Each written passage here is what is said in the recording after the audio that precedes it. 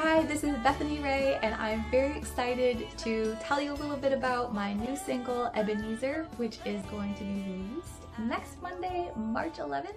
This song is based on a story that comes from 1 Samuel chapter 7, and the word Ebenezer actually means stone of help. The Israelites had this tradition of setting up stones as monuments.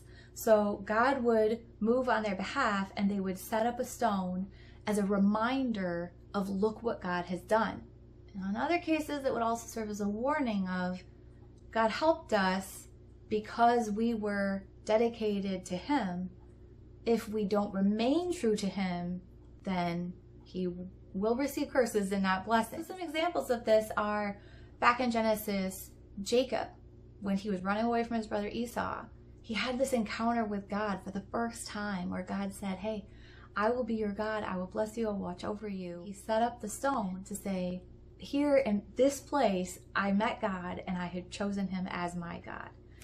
And then later, God actually directed him to come back with his whole family, and he kind of recommitted himself. He erected another stone and he dedicated himself and his whole family to serving God. And that's actually where he got his new name of Israel.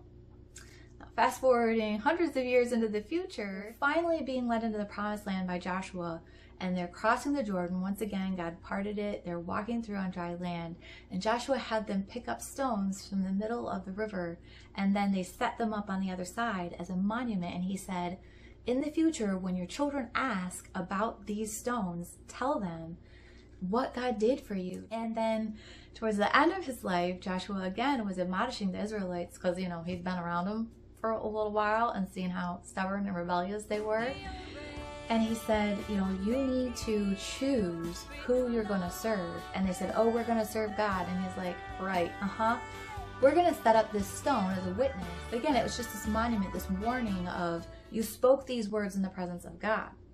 As we know, the Israelites did not stay true to God. That's just a part of the song.